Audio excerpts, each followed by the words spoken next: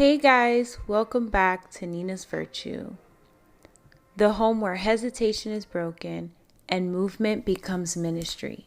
Today, we're naming something that's been quietly stealing our momentum. Those whispers that say, hold back, that tempt us to refrain from the newness, that delay the unlocking of your next level.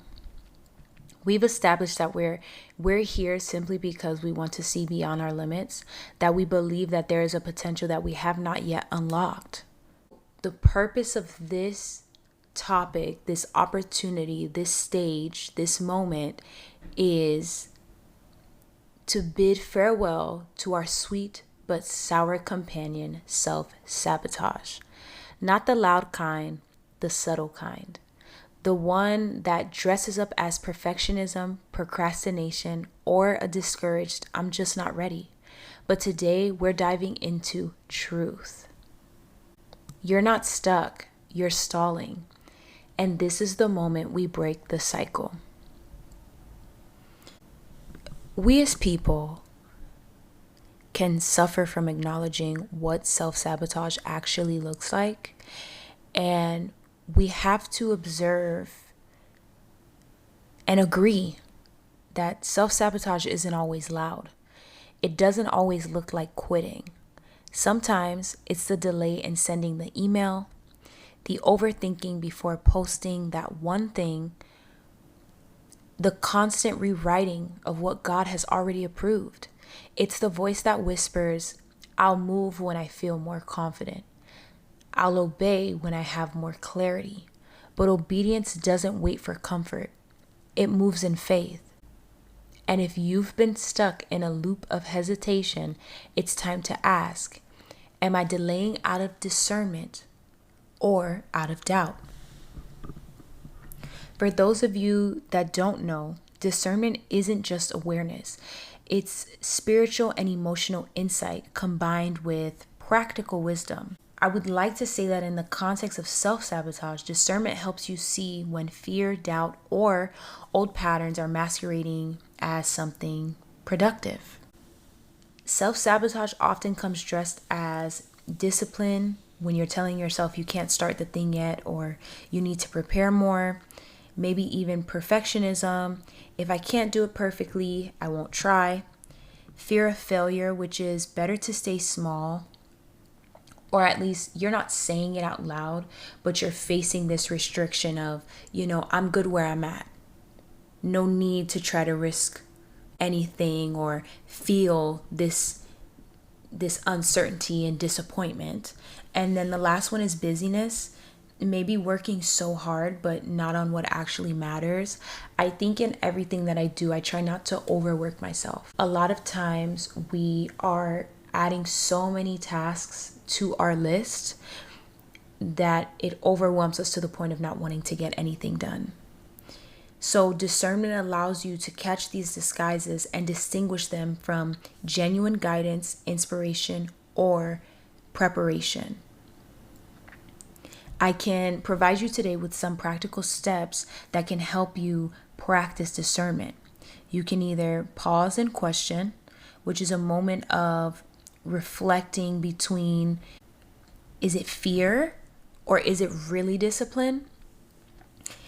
Checking your heart and your body. So this is really about your mindset and your intention in what's going on. Fear often shows up as a tension, procrastination, or mental loops, but peace and alignment feel like clarity, courage, and ease, even if there's still work to do. Try to always take a breather, take it slow, and just, as I said before, affirm yourself of why you're doing the things that you're doing. Center yourself before starting any tasks and really build that relationship with God to be able to acknowledge like, hey God, this is something that I want to do today. This is a task that I'm really interested in getting done, or I'm really hoping to succeed in today, and God will hold your hand through it. We also have testing your thoughts against the truth. So trying to decipher if this is something that aligns with God's voice, or, if it moves you forward or keeps you in the same place. And lastly, it's taking small steps. Discernment isn't always about knowing everything at once. We as people feel like, trust me, knowledge is power, but in the transgressional growth of becoming your best self, you need to believe that sometimes there is a lot to receive in the waiting as well. Testing the waters is also a good thing because you get to know deep down in your heart what's for you and what's not. Action uncovers clarity faster than overthinking. Say to yourself today, I see what is truly giving my seed the water to grow and what could possibly be delaying my plant from sprouting. I refuse to let fear mask itself as discipline in this season. I move in clarity, guided by truth and courage. If you have time today to reflect, I encourage you to write it down, name the lie, and then ask, what truth do I need to speak over the hesitation I am battling right now? Have you been calling it laziness or settling on feeling behind, not realizing you willingly locked yourself in a room of fear? But a fear of what? That fear has been dressing itself up as discipline, disguising itself as your friend, but it's not discipline, it's delay. And today, we're choosing movement. Allow yourself to be open to a spiritual reframe, because the thing that we're addressing today isn't just about mindset, it's about spiritual resistance. And for those who need it spelt out for them, it's disobedience. Scripture says, for God has not given us a spirit of fear, but of power, love, and a sound mind. This is in 2 Timothy 1:7. Fear isn't something God established, it's something your flesh entertains. Could it be that your weakness stems from the battle you face with your flesh? Acknowledge the weakness, but don't claim it as your identity. Fear is not your inheritance. You were not formed to freeze. You were fashioned to flow. And I would like to think that we have been so conditioned to believe that there's so much offered to us in our stillness that sometimes in movement, we find ourselves crippled by the thought of moving too fast, moving without enough understanding, or with no end goal. But sometimes God is just asking you to release your control on the steering wheel. He wants to drive this car. Allowing God to drive the car, to steer the wheel, allows you to acknowledge that you were created with movement in mind, called to create through an effortless flow. So if God is actually driving the car, that gives you the room and the space to sit in the passenger seat. You have the time to maybe look at some emails, because he's going to keep you safe on that road. You have time to maybe start looking at venues, mocking up designs, building a team. There are things that you can do in the passenger seat while the pilot is taking control of the route. It's impossible to do when you feel like you need to be in control of everything, because you're not giving God the space to be God. You're not giving God the room to allow you to flow in his timing. The longer you wait for perfect conditions is the longer you delay the impact God designed for you to make. Galatians 5:1 reminds us, it is for freedom that Christ has set us free. Stand firm then, and do not let yourselves be burdened again by a yoke of slavery. Open yourself to the renewing of your mind. Seek freedom from the bondage you've placed on your creativity, on your purpose. Self-sabotage is a yoke, and today we're breaking it. Embrace this truth. Obedience isn't about feeling ready. It's about trusting the one who called you. Perfect way to look at this is to reflect on the fact that every night when you go to bed, you really believe you're going to wake up the next morning. And you know it's not in your power and in your breath, but you know it's a greater calling that's giving you the strength to actually live a new day. So if you can have that belief and that mindset to go to sleep peacefully, not wondering about how am I going to breathe in the morning, That's the same way you should embrace God's calling on your life, knowing that if He's called you to do something, He's going to get you there. He's going to get you the opportunities, He's going to get you the resources, and He's going to get you the people that see it the way He's given you the vision to see. You just have to be ready. And when I say being ready, I'm not saying like, oh, make sure your backpack is packed and you have 2 bottoms and you have a jacket just in case it's cold. No. No. Make sure you're ready. Not even worrying about if you have enough packed on your back, but just enough inside your mind to keep the belief strong, to keep the faith, and to keep carrying on. It's worth it. It really is. I know it's not easy. It doesn't even sound easy. It actually, anybody who's listening to this that doesn't have a sense of self or a love or belief in God, they're going to be like, Cha, I don't know what she's talking about. But then there are other people who know what that personal relationship with God is like, and the personal relationship with having a deep rooted yearning to complete a job that you didn't even have to apply for. It was given to you simply because you possess all the things worthy of getting it done. So let's activate. Let's start putting these things in motion, right? And now that we've named the pattern and reframed the resistance, it's time to activate your obedience. This is the week to face what you've been avoiding. Refrain from perfection. Resist the need to be seen. And refuse the urge to reject your calling.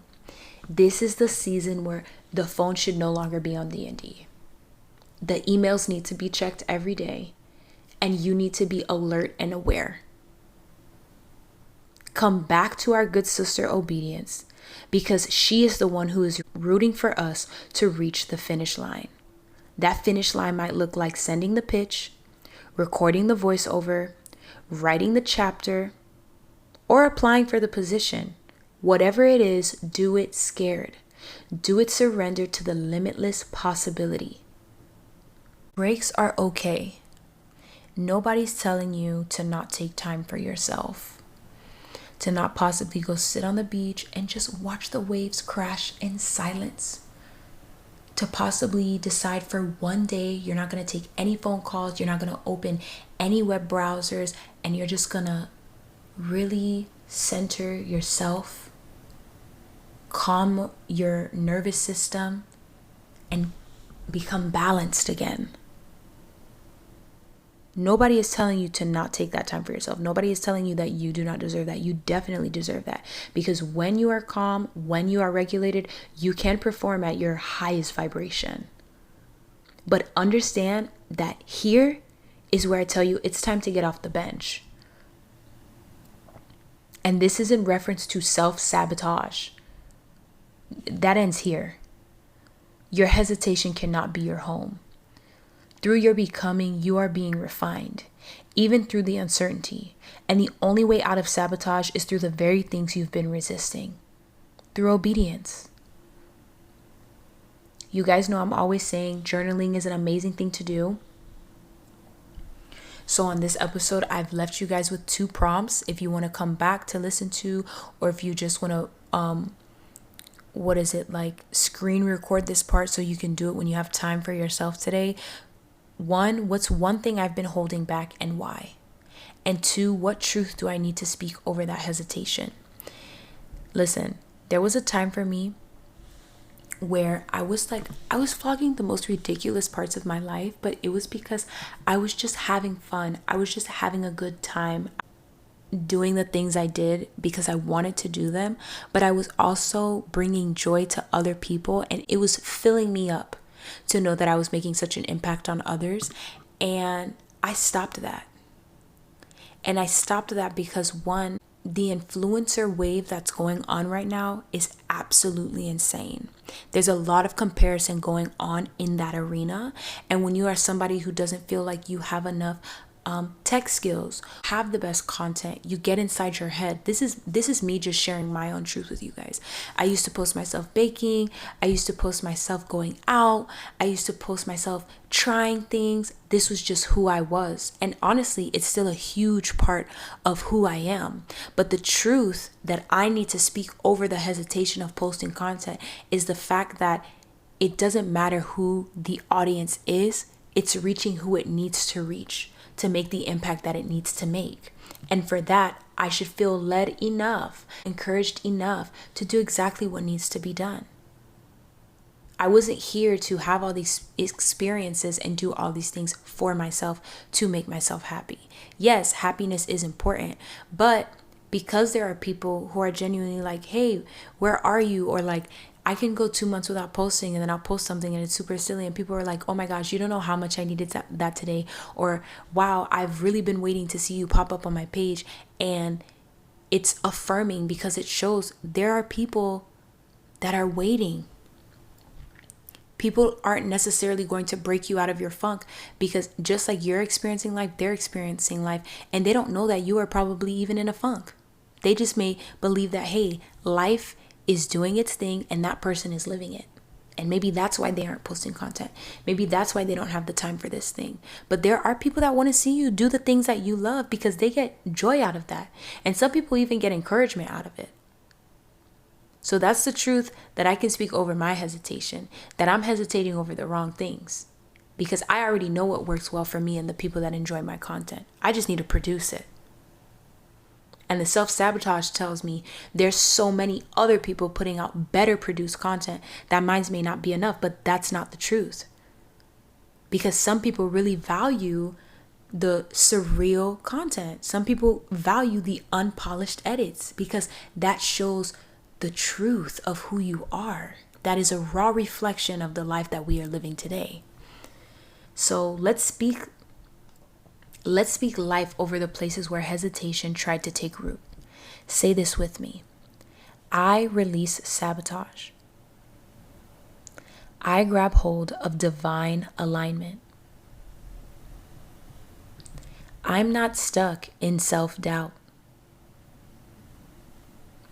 I'm moving with confidence. I trust the God who called me. I choose movement over perfection.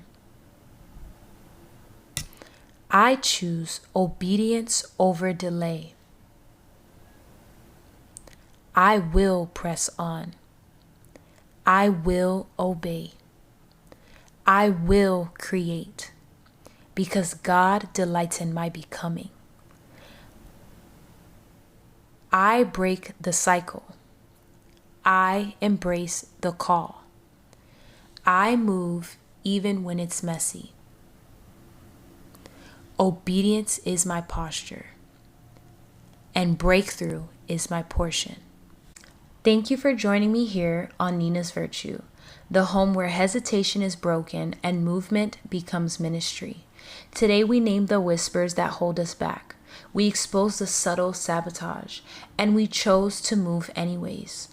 If this episode stirred something in you, share it with someone who's been stuck in hesitation. And remember, your calling isn't waiting for your perfection. It's waiting for your obedience. You were not formed to freeze. You were fashioned to flow. So go, move, create, and I'll meet you right back here, the home where sabotage ends, movement begins, and ministry is born.